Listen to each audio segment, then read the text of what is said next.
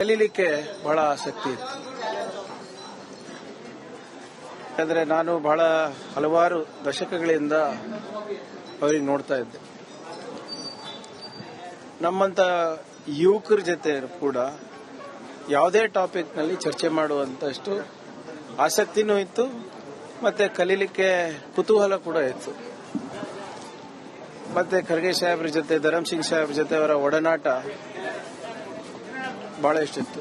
ಮೊನ್ನೆನೂ ಕೂಡ ನಾವು ಅವರಿಗೆ ಹಾಸ್ಪಿಟಲ್ ನೋಡ್ಕೊಂಡು ಬಂದಾಗ ಖರ್ಗೆ ಸಾಹೇಬ್ರಿಗೆ ಹೇಳಿದ್ದೆ, ನಾನು ಇದೇ ವರ್ಷದಲ್ಲಿ ನಮ್ಮ ಖ್ವಾಜೆ ಬಂದೇ ನವಾಜ್ ದರ್ಗಾದ ಶ್ರೀಗಳು ಮತ್ತೆ ನಮ್ಮ ಶರಣಬಸಪ್ಪ ಅಪ್ಪ ಅವರು ಅಗಲಿರೋದು ನಿಜವಾಗ್ಲೂ ನಮ್ಮ ಸೌಹಾರ್ದತೆಗೆ ಏನು ಉದಾಹರಣೆ ಆಗಿದ್ರು. ಇಡೀ ರಾಜ್ಯಕ್ಕೆ, ರಾಷ್ಟ್ರಕ್ಕೆ ಎಲ್ಲರೂ ಇವರು ಕಲಬುರಗಿ ಎರಡು ಕಣ್ಣು ಅಂತ ಇದ್ರು.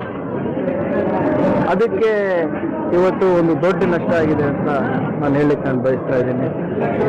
ಈ ಸಂದರ್ಭದಲ್ಲಿ ಅವರ ಕುಟುಂಬದವರಿಗೆ, ಭಕ್ತಾದಿಗಳಿಗೆ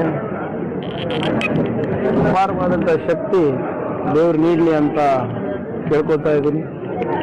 ಮತ್ತು ಈ ಒಂದು ಸಂದರ್ಭದಲ್ಲಿ ರಾಜ್ಯ ಸರ್ಕಾರ ಕೂಡ ಅವರ ಕುಟುಂಬಕ್ಕೆ ಸಂತಾಪವನ್ನು ವ್ಯಕ್ತಪಡಿಸ್ತಾ ಇದ್ದೇವೆ. ಮಾನ್ಯ ಮುಖ್ಯಮಂತ್ರಿಗಳ ಜೊತೆ ನಾನು ಅಜಯ್ ಸಿಂಗ್ ಅವರು ಮಾತನಾಡಿದ್ದಾರೆ. ಅವರು ಕೂಡ ಅವರ ಮುಖ್ಯಮಂತ್ರಿಗಳ ಜವಾಬ್ದಾರಿ ಮತ್ತು ಕರ್ತವ್ಯ ಇರೋದ್ರಿಂದ ನಾಳೆ ಸ್ವಲ್ಪ ಬರಲಿಕ್ಕೆ ತೊಂದರೆ ಆಗುತ್ತೆ, ಸ್ವಾತಂತ್ರ್ಯದ ದಿನಾಚರಣೆ ಇರೋದ್ರಿಂದ. ಉಪಮುಖ್ಯಮಂತ್ರಿಗಳು ಕೂಡ ನಾನು ಮಾತಾಡಿದಾಗ ಅವರು ಧ್ವಜಾರೋಹಣೆ ಮುಗಿದ ತಕ್ಷಣ ನಾನು ಬರಲಿಕ್ಕೆ ಪ್ರಯತ್ನ ಬರ್ತೀನಿ ಅಂತ ಕೂಡ ಹೇಳಿದ್ದಾರೆ. ಬಂದು ಅವರಿಗೆ ಸರ್ಕಾರದ ಗೌರವವನ್ನು ಸಲ್ಲಿಸ್ತೀನಿ ಅಂತ ಕೂಡ ಹೇಳಿದ್ದಾರೆ.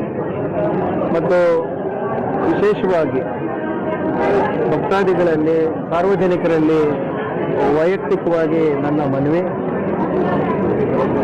ದಯವಿಟ್ಟು ಆಚಾರದಲ್ಲಿ ಅಂತಿಮ ದರ್ಶನ ಪಡೀಲಿಕ್ಕೆ ಇಲ್ಲಿ ದೇವಸ್ಥಾನಕ್ಕೆ ಬರಲಿಕ್ಕೆ ಹೋಗಬೇಡಿ. ಸದ್ಯಕ್ಕೆ ಶ್ರೀಗಳ ಒಂದು ವಿಧಿವಿಧಾನದ ಪ್ರಕಾರ ಕೆಲವು ಪೂಜೆ ಮಾಡ್ತಾ ಇದ್ದಾರೆ.